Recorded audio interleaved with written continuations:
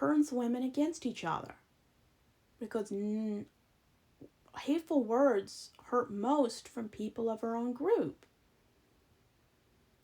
And even in the queer community, there's body image problems. I mean, stereotypically, people would probably call gay people the most, I can't think of the word. They want the most plastic experience. They always call gay or bi people very shallow, very concerned about body image. And I'm not saying there aren't people out there like that, because every group, every orientation, every race has them. I'm saying that calling bi and gay people promiscuous and vain is harmful. And just because someone's bisexual doesn't make them any less likely to be a faithful, loving, long-term partner. It just means you need to have some conversations. Religion loves to shame people. I mean, you look at history.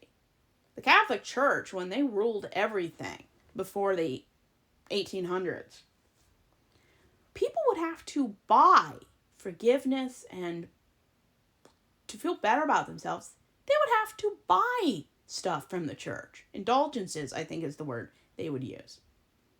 Even in religion now, you can commit whatever acts of depravity you want. As long as you ask for forgiveness, you're okay. I mean, you can prey on 50 kids, cry about it on camera, and in 6 weeks be back to teaching. Unless the FBI doesn't jump on you because someone reported you.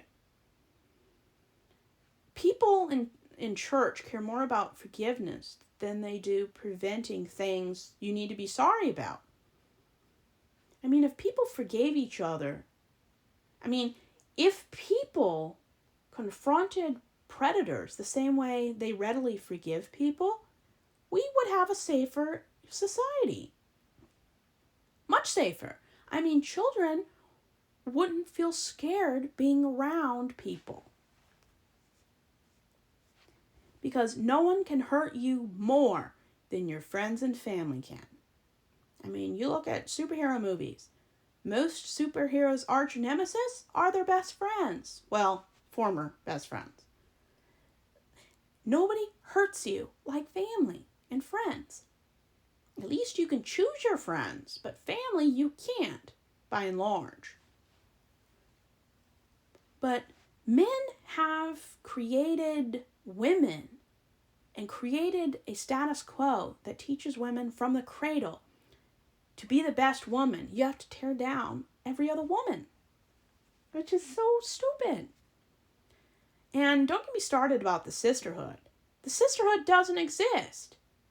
Women will tear down women. I know very few to none women out there that will defend a woman against anything except maybe assault. And that's hit and miss. A lot of women, they purposely enable and support abusers by making fun of women. Until all women, 100%, refuse to tear down other women, to support women all the time, and to condemn women who do bad things, men will never get the clue. As long as we can't even have unity with our own gender, men will never see us as equal. Because we don't see ourselves as equal. Not really. We don't. Women still expect men to be stereotypical leaders. In any relationship, they expect the man to ask her out, to pay for everything. Those are sexist rules. Men should not be the pursuers. And it's okay if a man has the personality where he wants to do that. But if women aren't pursuing men at the start of a relationship, the same as men pursuing women, that's a sexist problem. Expecting a man to pay for everything is sexist. It is. And, I open doors for everyone. I don't do it just for women. I'd say 9 out of 10 times, I open the door for men. because who else is coming out of most of the places I go to? Usually, when I go to restaurants, 9 out of 10 people I open the door for are door dashers. And 8 out of 10 door dashers are men. So I open the door for men. If you don't open the door for your own gender as much as you do the opposite gender, that's sexist. You don't open a door for someone just because they're a woman. You do it because they're a human being who needs to be treated well. And the church will fat shame and control regardless of gender, but they will focus on women more. That's why purity is always directed toward women, because it's women's fault. It's women's job to protect the honor of all the men.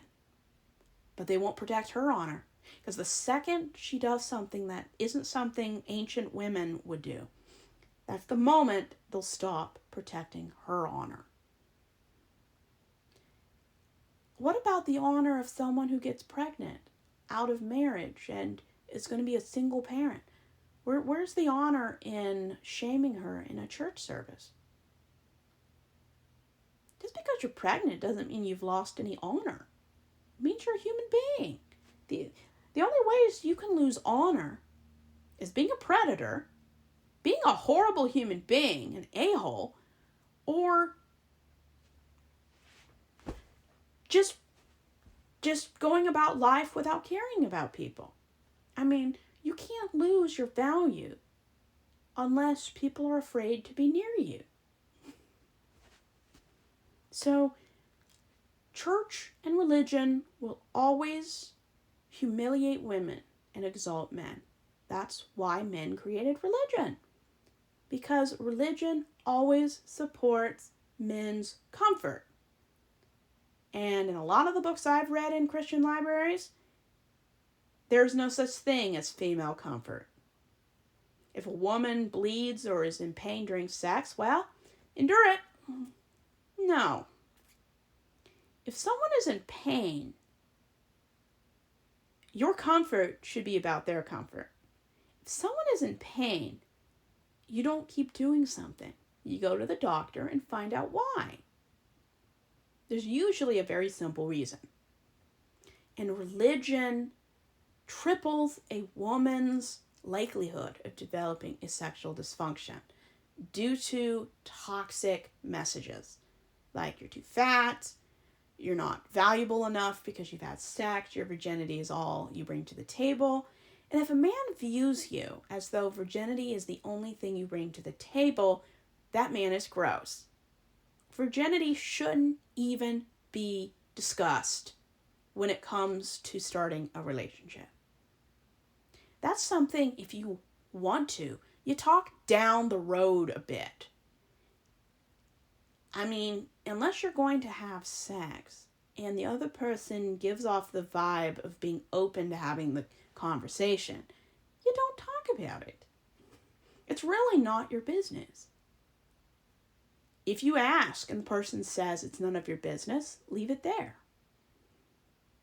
If someone's virginity and purity is so important to you that it makes you not want to pursue someone, you're not a good person. You're not a good person. As long as someone has sexual integrity, and by integrity I mean they tell you up front what they want. They tell you up front what their expectations are. They don't lead you on, and they don't change the rules halfway through to give them a better, comfortable situation. This is what I'm talking about.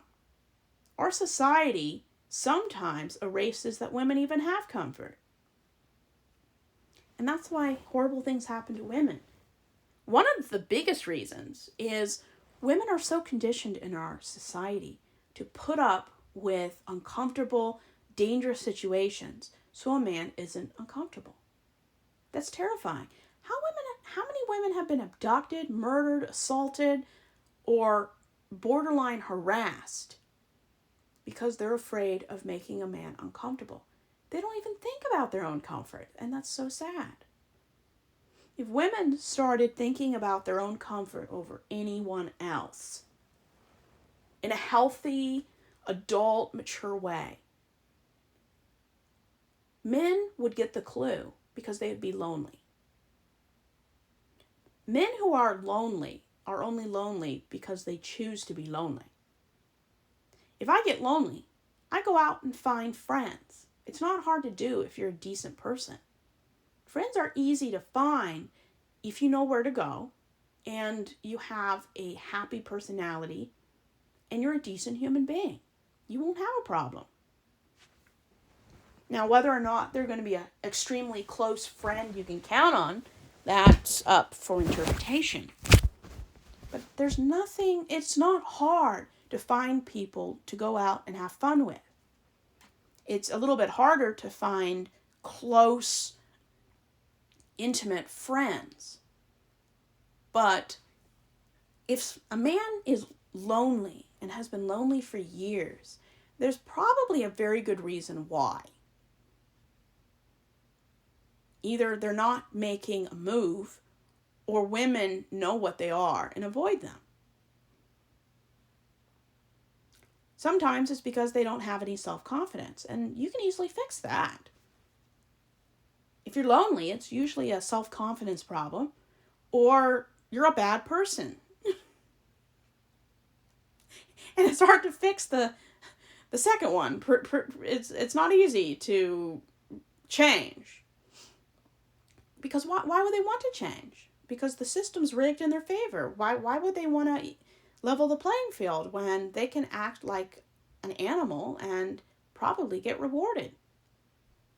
But yeah, church does very little to give women, especially, a good body image. They don't encourage men to have a healthy body, not a perfect body. And nothing's going to change until they stop reading a book that's over 2,000 years old when the book talks about killing a child for having an independent spirit.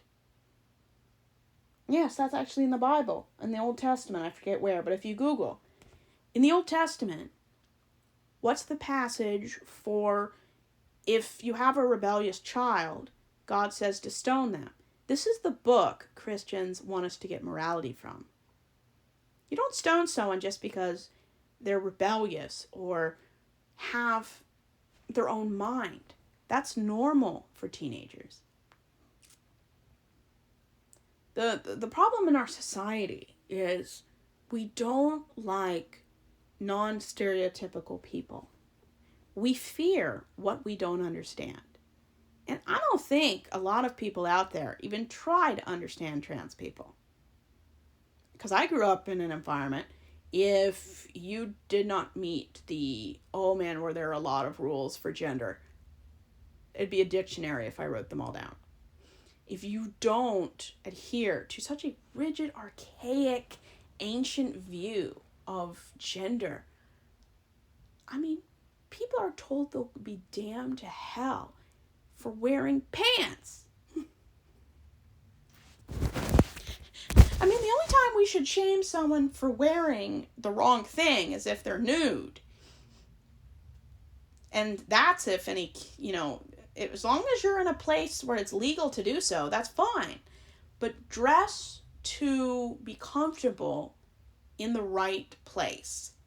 You don't wear a bathrobe to work, and you don't wear club clothes to go to a kid's party.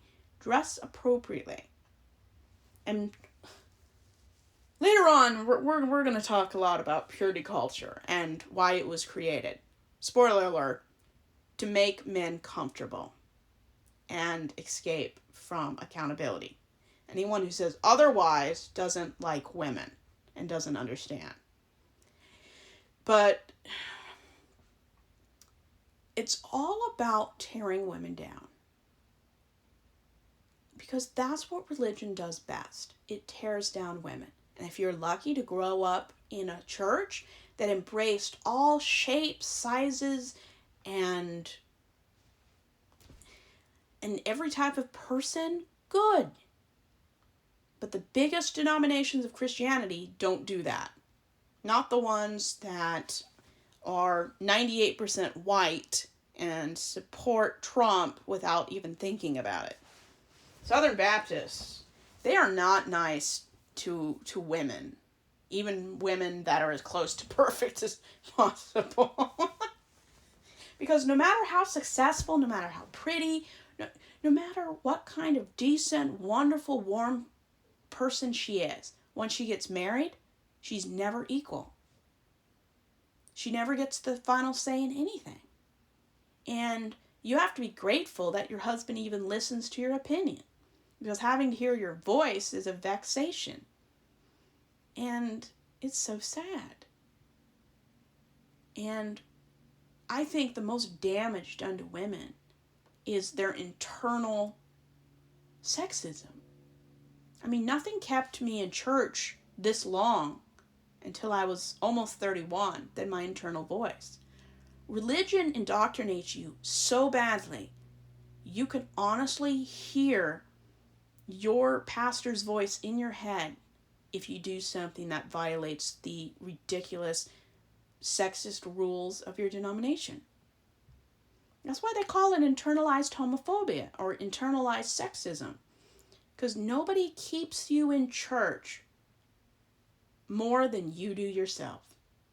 And that's not shaming, that's psychology. Because women in abusive homes, they justify their treatment because that's all they know. And it's so sad. Women in abusive relationships are known for explaining away abusive behavior, explaining away red flags, not listening to their internal voice saying, you know what, I deserve better. And that's what religion does. It makes you distrust your conscience, your inner voice. And if a man isn't confirming what your inner voice is saying, it's probably from Satan. It's not, but that's what they think. And women really do set the tone in how we view ourselves. Because if we viewed ourselves as Superwoman, we couldn't be torn down the way men do. We allow ourselves to view ourselves like garbage.